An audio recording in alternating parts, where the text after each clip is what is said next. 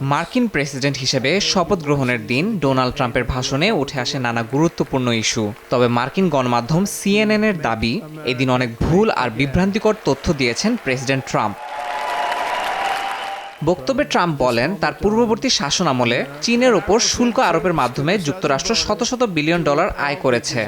তবে এই তথ্য সঠিক নয় বলে দাবি CNN এর। গণমাধ্যমটি বলছে, বাস্তবে এই শুল্কের ব্যয় বহন করেছেন মার্কিন আমদানিকারক আর ভোক্তারা। এই বিষয়ে ট্রাম্প আরও বলেন, তার আগে কোনো মার্কিন প্রেসিডেন্ট চীনা পণ্যের ওপর শুল্ক আরোপ করেননি। তবে CNN বলছে, 1789 সাল থেকে চীনের বিভিন্ন পণ্যের ওপর শুল্ক আরোপ করছে যুক্তরাষ্ট্র।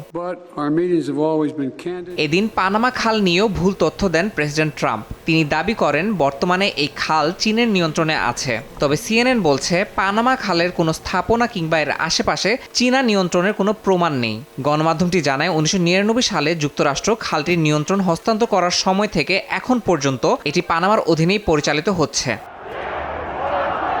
ক্যাপিটল হিলের হামলার বিষয়েও কথা বলেন ট্রাম্প। তিনি আবারও দাবি করেন, ওই ঘটনার সঙ্গে বাইরের সংশ্লিষ্টতা আছে। তবে CNN এর ফ্যাক্ট চেকিং বলছে, হামলাকারীদের বেশিরভাগই ছিলেন ট্রাম্পের সমর্থক। নিজের বক্তব্যে 2020 সালের নির্বাচনে জো বাইডেনের জয়ের বৈধতা নিয়েও প্রশ্ন তোলেন ট্রাম্প। বলেন, ওই নির্বাচনে জালিয়াতি হয়েছিল। এমনকি 2024 সালের নির্বাচনেও জালিয়াতির চেষ্টা চালানো হয় বলে দাবি করেন তিনি। যদিও তার এমন বক্তব্যকে ভুল বলছে গণমাধ্যমটি।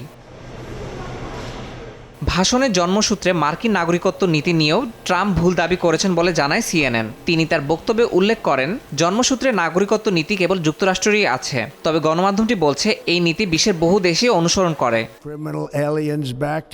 ডোনাল্ড ট্রাম্প দাবি করেন, তিনি যখন প্রথমবার প্রেসিডেন্ট হয়েছিলেন তখন হামাস এবং হিজবুল্লাহকে সহায়তা দেওয়ার মতন অর্থ ইরানের ছিল না। যদিও CNN এর দাবি, যুক্তরাষ্ট্রের দেয়া নিষেধাজ্ঞার কারণে ইরানের অর্থনীতিতে নেতিবাচক প্রভাব পড়লেও তেহরান মধ্যপ্রাচ্যের বিভিন্ন সশস্ত্র গোষ্ঠীকে অর্থায়ন বন্ধ করেনি।